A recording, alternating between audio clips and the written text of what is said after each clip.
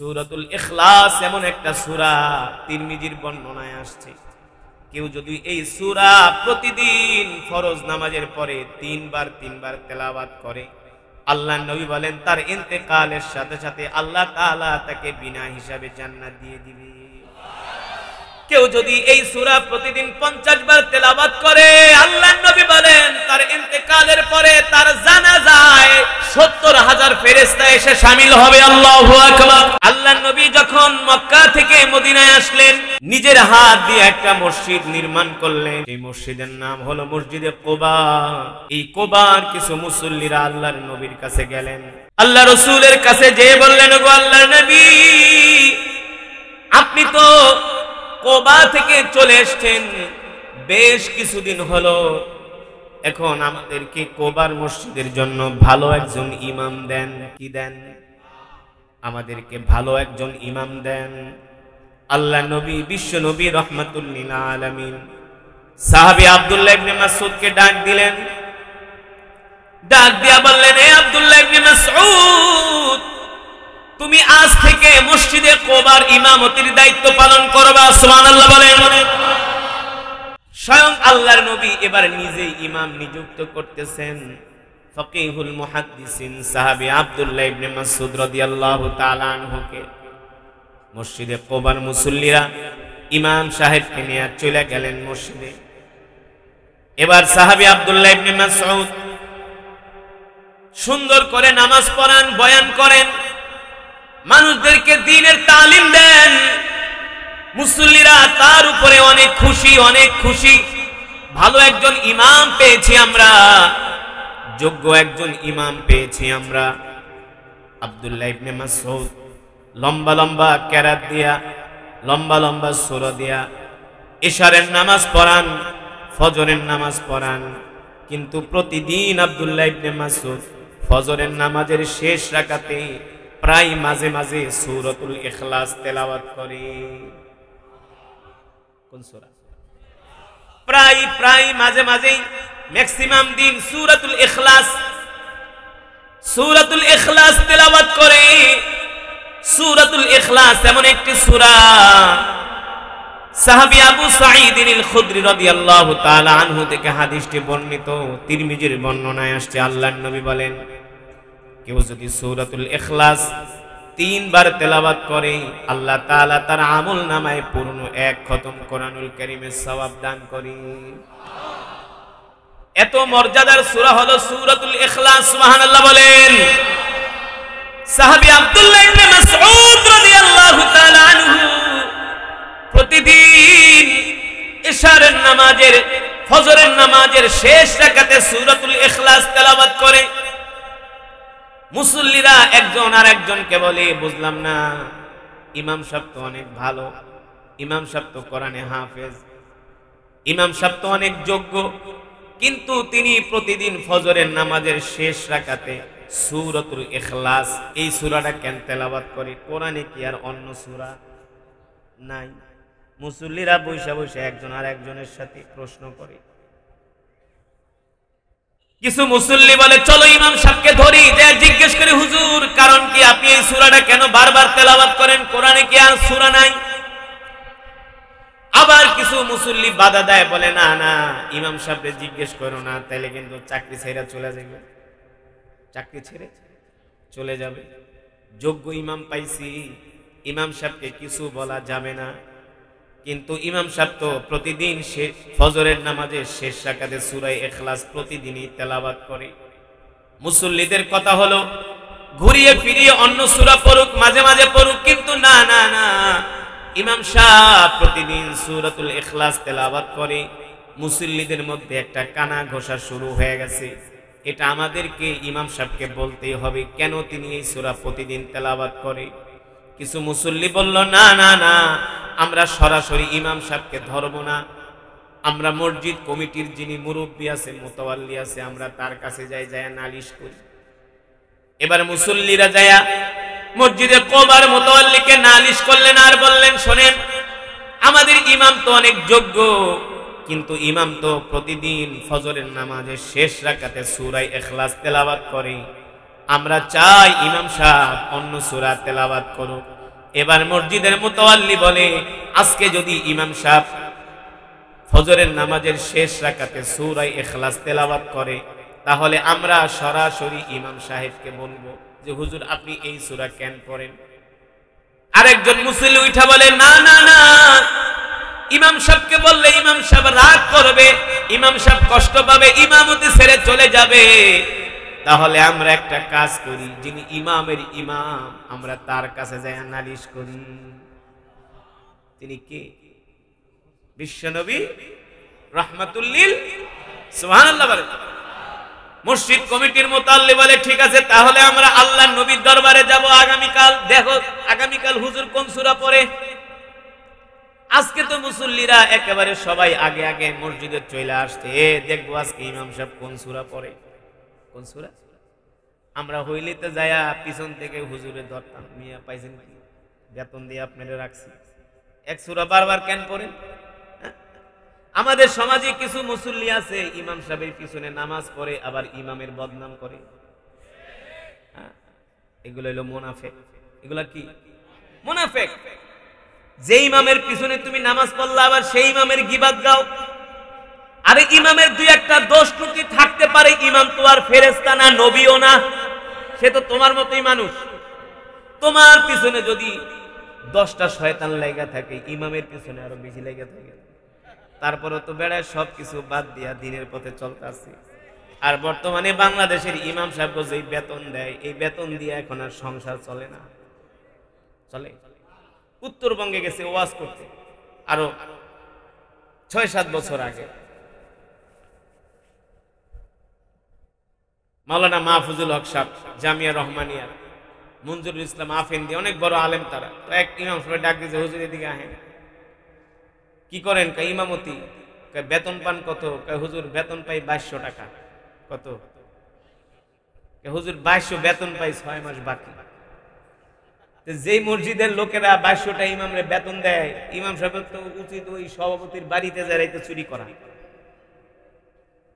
2200 টাকা যদি বেতন হয়, বেটা চাল কিনবে কেনবে আর সংসার চালাইবো কেন? হ্যাঁ, অনেক মসজিদে আছে গ্রামগঞ্জে ইমাম সাহেবদের বেতন ঠিক মতো দেয় না, ঢাকা শহরে দেয়, অনেক বাকি পড়ে থাকে। ইংরেজি পড়ানোর জন্য, অঙ্ক শিখানোর জন্য এক একটা মাস্টার রাখে, বেতন দেয় 5000 6000। আর মসজিদের মুয়াজ্জিন ইমামরা এক, হুজুর আমার পোলারে পড়াইবেন? হ্যাঁ। কত? 500 টাকা বেতন দেন। কত? কত? 500। আবার 3 জন পড়াইতে। কয়জন? 3 জন পড়াইতে। আপনি ইংরেজির শিক্ষককে 5000 টাকা বেতন দিতে পারেন, আর আপনার ছেলেরে যে কোরআন পড়ায় তারে দিবেন 500 টাকা। তাও 3 মাস বাকি। কথা কন? তাও কি 3 মাস বাকি? যে ইংরেজি পড়ায়, বাংলা পড়ায়, অঙ্ক করায়, হেরে আপনি ডিম পোস্ট করে খাওয়ান, আর মসজিদের ইমাম সাহেব না আপনি গরম চা আর একটা টোস্ট বিস্কুট দিয়ে বসায় রাখেন। সঠিক নাকি বেঠিক? হ্যাঁ, বানায় বলছি। মিয়া অনেক হুজুর এসে আমাদেরকে বলে, এই বাংলাদেশ আরো উন্নত হতো যদি এই দেশের মানুষ আল্লাহর কোরআনকে আরো বেশি করে ভালোবাসে। মালয়েশিয়া পৃথিবীর একটা ধনী রাষ্ট্র, যাকে বলা হয় সেকেন্ড আমেরিকা। মালয়েশিয়াতে উন্নত হওয়ার কারণ কি জানেন? মালয়েশিয়াতে উন্নত হওয়ার কারণ হলো মালয়েশিয়ার একটা ড্রাইভারও আব্দুর রহমান সুদাইসির মতো কোরআন পড়তে জানে। মালয়েশিয়ার একটা তরকারি বিক্রেতাও একজন হাফেজে কোরআনের মতো কোরআন পড়তে পারে, নামাজের ইমামতি করতে পারে। বর্তমান মালয়েশিয়ার যিনি প্রেসিডেন্ট, তার নাম হলো আনোয়ার ইব্রাহিম। নাম কি? আনোয়ার ইব্রাহিম।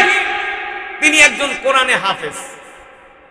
তিনি কোরআনে হাফেজ, তিনি ইমামতি করেন, আর তার মন্ত্রীরা তার পিছনে নামাজ পড়ে। আর আমগো যেই ডক্টর ইনুস সাহেব আছে, তার নামাজে খাড়া করাইলে দেখবেন তার পায়জামা গরম হয়ে গেছে। হ্যাঁ, আর এর আগে যেটা ছিল আব্দুল হামিদ, ওটা তো সারাদিন বিড়ি টানতো। আব্দুল হামিদ আর হিন্দি সিনেমা দেখত, সারাদিন বিড়ি আর হিন্দি সিনেমা, ঠিক মতো এটা রোজাও রাখত। এই হলো আমাদের কপাল। আমরা যদি কোরআন দিয়ে আমাদের সমাজটাকে সাজাতে পারতাম, কোরআন অনুযায়ী চলতে পারতাম, বাংলার জমিন থেকে চুরি ডাকাতি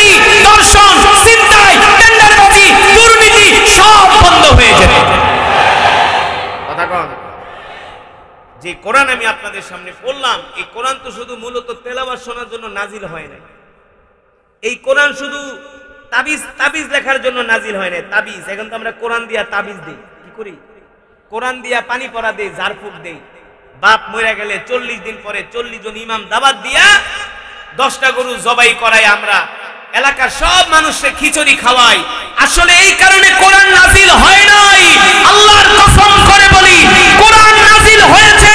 আল্লাহ তাআলা কোরআনুল কারীমে বলছেন, আলা লাহুল খালকু ওয়াল আমর, তাবারাকাল্লাহু রাব্বুল আলামিন।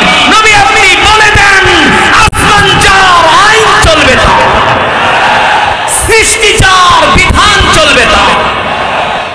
কোরআন নাজিল হয়েছে, কোরআন দিয়ে রাষ্ট্র পরিচালনা করতে হবে। কি পরিচালনা করতে হবে? কোরআন দিয়ে মন্ত্রণালয় চলবে, কোরআন দিয়ে অর্থ মন্ত্রণালয়, পররাষ্ট্র মন্ত্রণালয় চলবে, কোরআন দিয়ে বাংলাদেশ চলবে। সারা পৃথিবীর মুসলমানরা কোরআনকে সংবিধান হিসেবে মেনে নেবে। কিন্তু দুঃখের বিষয়, মাদ্রাসার ছাত্র ছাড়া আমাদের দেশের মেজরিটি পার্সেন্ট মুসলমান কোরআন পড়তে জানে। রাগ করতেছেন? রাগ করতেছেন? কোন পারেন? সহি করে পড়তে পারেন? 10টা সূরা জিগেলেও পারবেন না, 10টা সূরা জিজ্ঞেস করলেও পারবেন না। ম্যাথমেটিক্স, ম্যাথের অঙ্কগুলো করতে পারেন, কমার্স নিয়ে পড়েন, সায়েন্স পড়েন, ইংলিশ পারেন, সব পারেন, বিচার সাল্লিশ মাতবরি সব পারেন। আর যদি কই সূরা ফাতিহাটা একটু পড়া শোনান, কেমনে পড়ে জানেন? আলহামদুলিল্লাহি রাব্বিল আলামিন আর রহমানির রহিম মালিকি ইয়াউমিদ্দিন ইয়াকা না'বুদু ওয়া ইয়াকা নাস্তাঈন। ফেরেশতারা পিড়াইবার ইয়াকা না'বুদু ওয়া ইয়াকা নাস্তাঈন, এটাই শিখাইছস। এই যে 60 বছর নামাজ পড়লেন, কোরআন সহি হয় না, এই নামাজ আল্লাহর দরবারে কবুল? রাগ করেন না? রাগ করতেছেন? রাগ করবেন না। যেটা বলছিলাম, আল্লাহর বান্দারা মসজিদে কুবার মুসল্লিরা মুতাল্লিকে বললেন, চলেন চলেন আমরা আল্লাহর নবীর কাছে যাই। আজকে যদি ইমাম সাহেব ফজরের নামাজের শেষ রাকাতে সূরা ইখলাস তেলাওয়াত করে, তাহলে আমরা আজকে আল্লাহর নবীর কাছে যাইয়া ইমাম সাহেবের বিরুদ্ধে নালিশ করব। মুসল্লিরা আগে আগে চলে এসছে নামাজ পড়ার জন্য। ইমাম সাহেব দাঁড়ায় গেলেন, ফজরের নামাজ পড়তেছে। প্রথম 1 রাকাত পড়লেন, দ্বিতীয় রাকাতে দাঁড়ালো।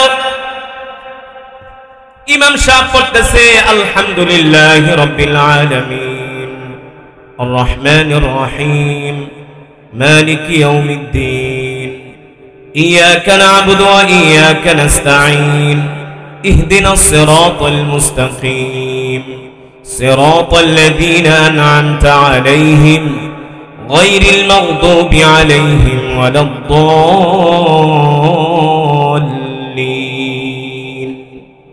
আমিন। মুসল্লিরা মনে করছিল আজকে ইমাম সাহেব অন্য সূরা পড়বে, কিন্তু না না না, আজকেও ইমাম সাহেব পড়তেছে বিসমিল্লাহির রহমানির রহিম কুল হুয়াল্লাহু আহাদ আল্লাহুস সামাদ লাম ইয়ালিদ ওয়া লাম ইউলাদ ওয়া লাম ইয়াকুল লাহু কুফুয়ান আহাদ। সুবহানাল্লাহ বলেন। আজকেও ইমাম সাহেব ফজরের নামাজের শেষ রাকাতে সূরাতুল ইখলাস থেকে তেলাওয়াত করছে। ইমাম সাহেব সালাম ফিরালেন, আসসালামু আলাইকুম ওয়া রাহমাতুল্লাহ, আসসালামু আলাইকুম ওয়া রাহমাতুল্লাহ। এবার এক মুসল্লি আর এক মুসল্লির দিকে তাকায় আর বলে, চলো চলো আর দেরি করব না, এখনই যায়া আল্লাহর নবীর কাছে ইমাম সাহেবের বিরুদ্ধে নালিশ করব।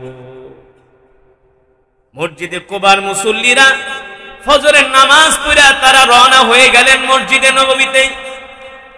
আল্লাহ নবী বিশ্ব নবী রাহমাতুল লিল আলামিন ফজরের নামাজ পড়া মসজিদে বসে বসে আল্লাহ নবী জিকির করতেছেন।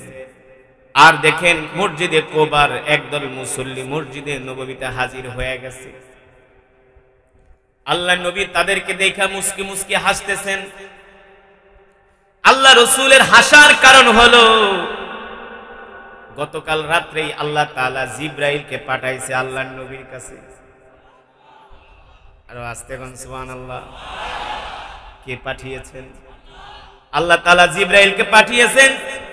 জিবরাইল আলাইহিস সালাম যায় বলে, ওগো আল্লাহর নবী, আগামী কাল ফজরের পরে আপনার সাহাবী আব্দুল্লাহ ইবনে মাসউদের নামে একটা বিচার নিয়ে আসবে আপনার কাছে। কি নিয়ে আসবে? মসজিদে কোবার যিনি ইমাম দিছেন, ওই ইমামের বিরুদ্ধে তার মুসল্লির একটা বিচার নিয়ে আসবে, বিচার একটা নালিশ করবে আপনার কাছে। স্বয়ং আসমানের মালিক, জমিনের মালিক, আরশের মালিক আল্লাহ আপনাকে নির্দেশ দিয়ে দিছে, মুসল্লিরা ইমামের বিরুদ্ধে যে নালিশ করবে আপনি ইমামের পক্ষে রায় দিয়ে দিবেন। নির্দেশ কার? জোরে বলেন। আল্লাহ তাআলার নির্দেশ। এবার মুসল্লিরা আল্লাহ নবীর সাথে যখন সাক্ষাৎ করতে আসছে, আল্লাহ নবী মুসল্লিদেরকে দেখা মুস্কি মুস্কি হাসতেছে। আল্লাহ নবী তো জানে কেন আইছে, আগেই তো জিবরাইল জানাই দিয়েছে, ওহির মাধ্যমে তো আগেই জানিয়ে দিয়েছেন। এবার আল্লাহর নবী মসজিদে কোবার মুসল্লিদেরকে বললেন, ইজলিসু হুনা, এই জায়গায় বসো। কেন এসছো তোমরা বলো। এবার মুসল্লিরা বলে, হুজুর আপনি আমাদেরকে যে ইমাম দিয়েছেন, ইমাম একেবারে একদম পারফেক্ট ইমাম, তেলাওয়াত এত সুন্দর, বায়ান এত সুন্দর, আখলাক চরিত্র সব দিক থেকে 100%, আমরা তার সব ভক্ত হয়ে গেছি, এত সুন্দর ইমাম হয় না। আল্লাহর নবী বলে, তাইলে তোমাদের কমপ্লেইনটা কি? মুস্কি হাসি দিয়া বলে, দেখবেন কিছু মানুষ আছে, কিছু মানুষের বিরুদ্ধে কিছু বলার আগে তার প্রশংসা করে। কি করে? ছেলেটা খুব ভালো, একেবারে পারফেক্ট, খুব ভদ্র সভ্য, কিন্তু এক জায়গা দিয়ে একটু সমস্যা আছে। মসজিদের মুসল্লিরা বলে, হুজুর আমাদের ইমাম খুব ভালো। আল্লাহ নবী বলে, সব ভালো হইলে তাহলে তার বিরুদ্ধে তোমাদের কি নালিশ বলো। মসজিদ কমিটির মুতাল্লি বলে, হুজুর আমাদের ইমামের দোষ হলো তিনি প্রতিদিন ফজরের নামাজের শেষ রাকাতে সূরা ইখলাস তেলাওয়াত করে। আল্লাহ নবী বলে, এটা কি এই জন্য কি তোমরা আমার কাছে নালিশ করতে আসছো? বলে, হ্যাঁ, কোরআনুল কারীমের মধ্যে তো আরো অনেক সূরা আছে, আমাদের ইমাম সাহেব তো চাইলে অন্য সূরা পড়তে পারে, এই সূরা কেন পড়ে? আমরা এই কারণে আপনার কাছে নালিশ করতে আসছি। ওইদিকে আবার সাহাবী আব্দুল্লাহ ইবনে মাসউদ ফজরের নামাজ পড়া মনে মনে চিন্তা করে, কয়েকটা দিন হয়ে গেল আল্লাহর নবীকে দেখি না, আমিও একটু আল্লাহর নবীর সাথে সাক্ষাৎ করতে যাই। সুবহানাল্লাহ বলবেন না? খেলা খেলতেছেন কে? জোরে বলেন কে? আল্লাহু আকবার। সাহাবী আব্দুল্লাহ ইবনে মাসউদ ফজরের পরে নামাজ আদায় করে হাতে তাসবিহ নিয়া মসজিদে কোবা থেকে বের হয়ে গেলেন। সুবহানাল্লাহ, আলহামদুলিল্লাহ, লা ইলাহা ইল্লাল্লাহ, আল্লাহু আকবার জিকির করতে করতে বের হয়ে গেলেন। মসজিদে নববীতে যাচ্ছেন আল্লাহ রাসূলের সাথে সাক্ষাৎ করতে। মসজিদে নববীর সিঁড়ির মধ্যে যখন পা দিলেন, দেখেন মসজিদের মুসল্লিরা আল্লাহর নবীর সামনে বসা। আরে ইমামের মুসল্লিরা আল্লাহর নবীর কাছে আসছে, ইমাম সাহেবরে জানাই নাই, নিশ্চয়ই এখানে কোনো আছে না, কোনো এখানে কারণ আছে। এবার তো মুসল্লিরা ইমামকে দেখা ভয় পেয়ে গেছে, হুজুর আইছে, ওই বেটা কইছিলাম না কোনো নালিশ টালিশের দরকার নেই, ইমাম সাহেব জানে কেমনে আমরা আইছি। কারে বেটা, ইমাম যে 1 নম্বর ইমাম, বুঝো না? আগেই কইছিলাম দরকার নাই নালিশ টালিশ করা, যেমন আছো তেমন। একজন আরেকজনকে কয় সবগুলার খবর আছে। আরে আমরা যে আল্লাহ রাসূলের কাছে আইছি, ইমাম সাহেব কেমনে জানে? আমরাও তো জানি না কেমনে জানে।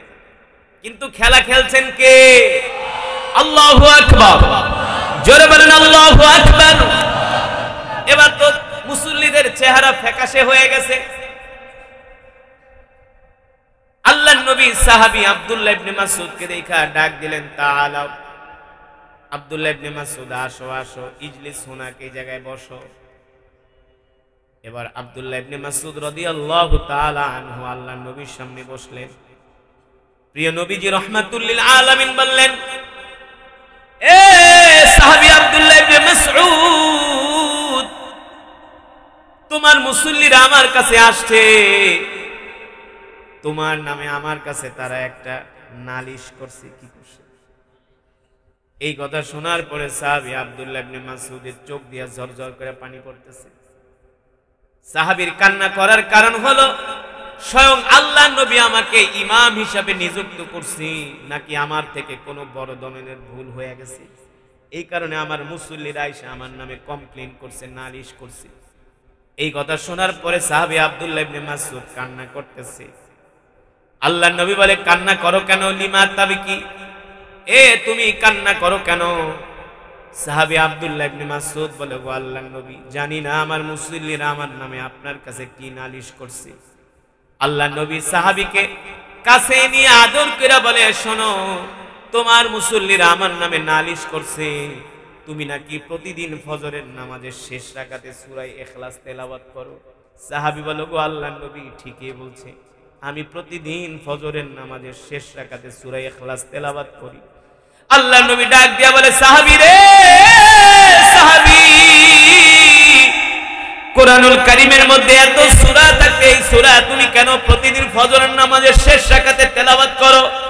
সাহাবী আব্দুল্লাহ ইবনে মাসউদ ডাক দিয়া বলে, গো আল্লাহর নবী, কোরআনুল কারীমের মধ্যে অনেক সূরা আছে, কিন্তু সূরাতুল ইখলাস এমন একটা সূরা যেই সূরার মধ্যে সবচেয়ে বেশি আমার আল্লাহ তাআলার প্রশংসা করা হয়েছে। জোরে বলেন সুবহানাল্লাহ। বিসমিল্লাহির রহমানির রহিম। কুল হুয়াল্লাহু আহাদ। আল্লাহ কয়জন? জোরে বলেন। মুসলমানদের আল্লাহ একজন, আমাদের রব একজন, ঠিক কিনা বলেন? কিন্তু হিন্দুদের দেবতা হলো 33 কোটি। কয় কোটি? আর আমাদের আল্লাহ হলেন আল্লাহুস সামাদ। আমাদের আল্লাহ কারো মুখাপেক্ষী না।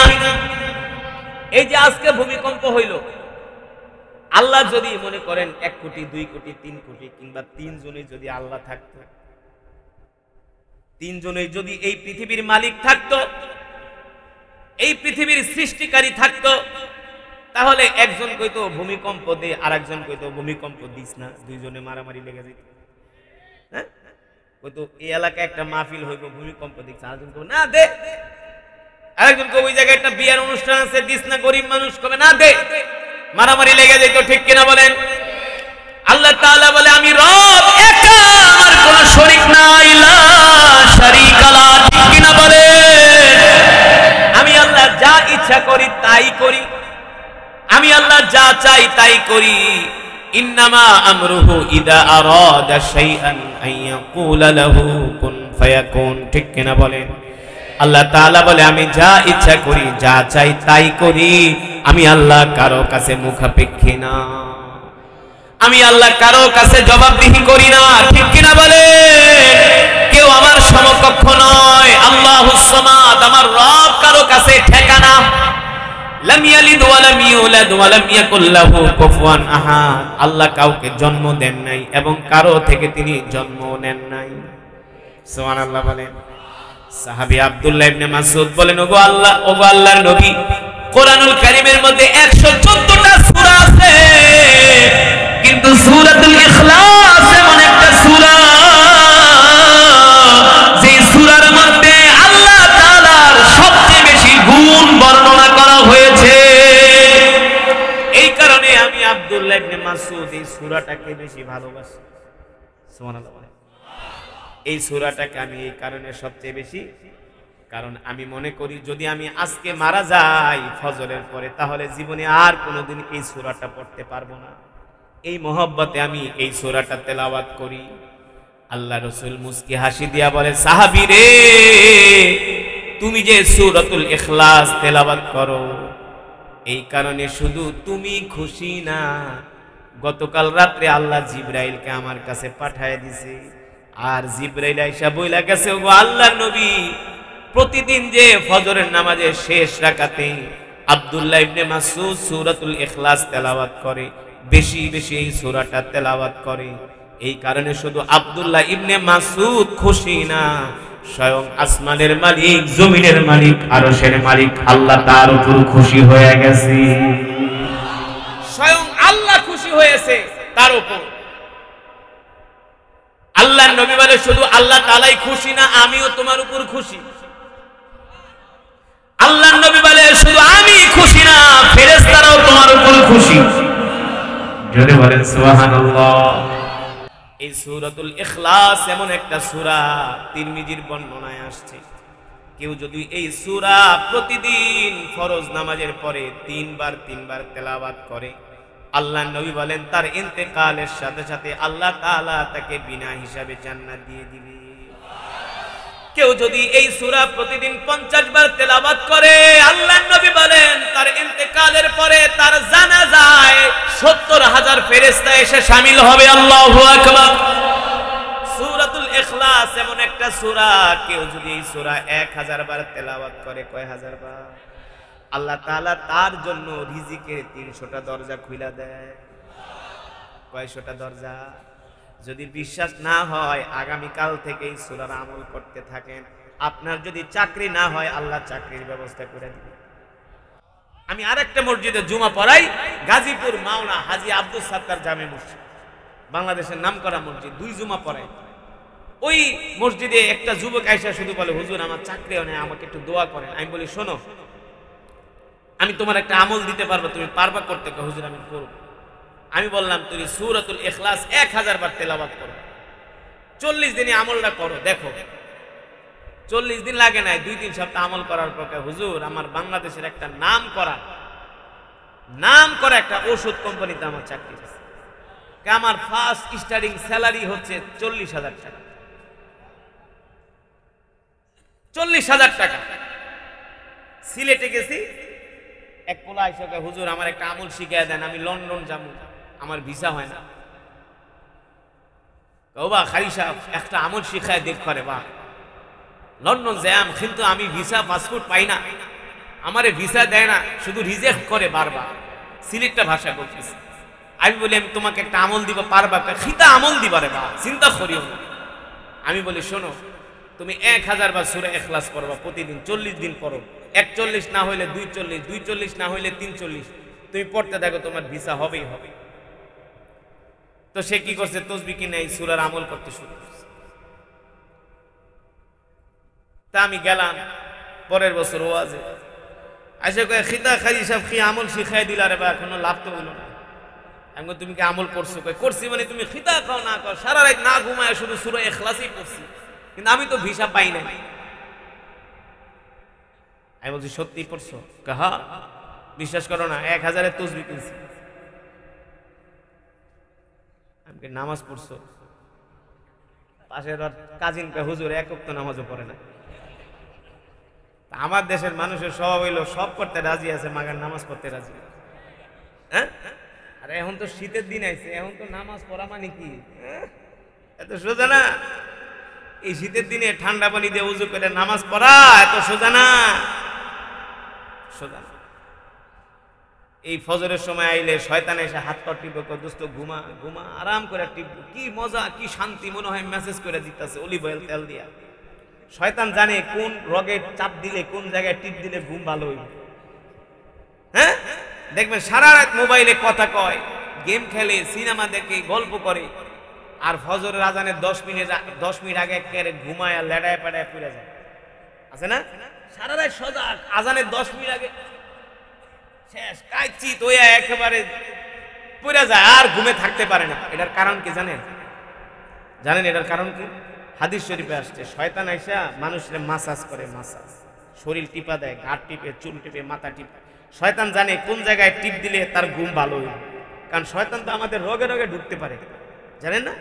শয়তান আমাদের রগে রগে ঢুকতে পারে, জয়েন্টে ঢুকে আমাদেরকে শরীর টিপা দেখে, ঘুমা ঘুমা। দেখবেন এত সুন্দর ঘুমা হে, ফজরের নামাজও শেষ, ঘুমও শেষ। ফজরের নামাজও শেষ, ঘুমও শেষ।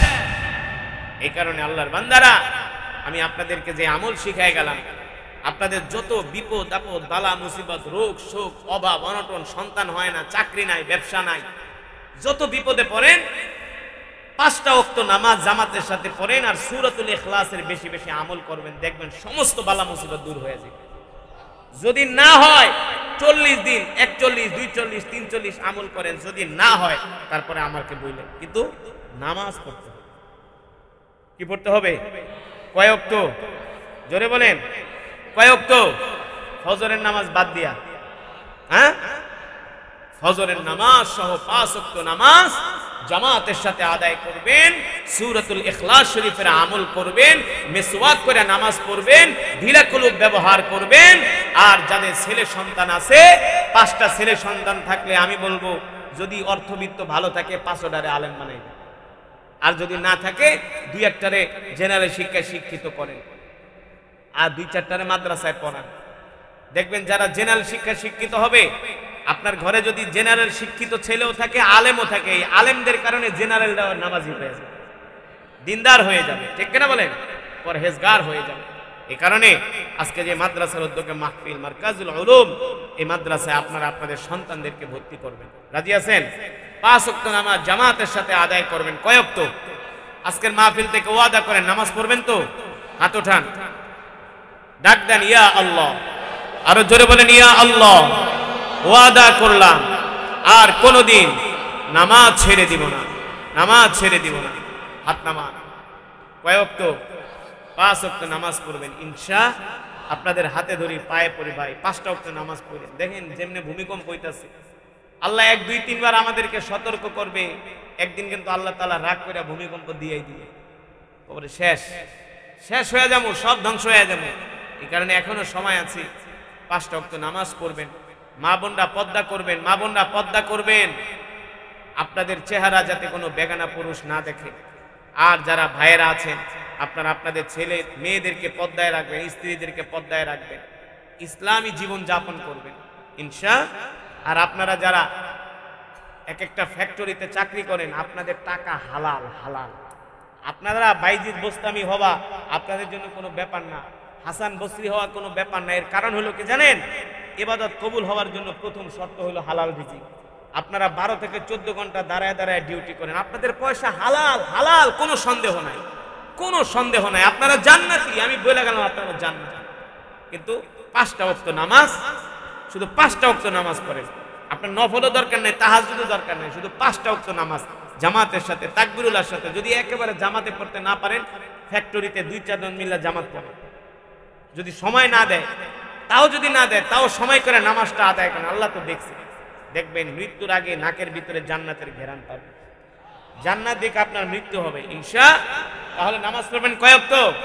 5 ওয়াক্ত। আল্লাহ তাআলা সকলকে তৌফিক দান করুন, বলি আমিন।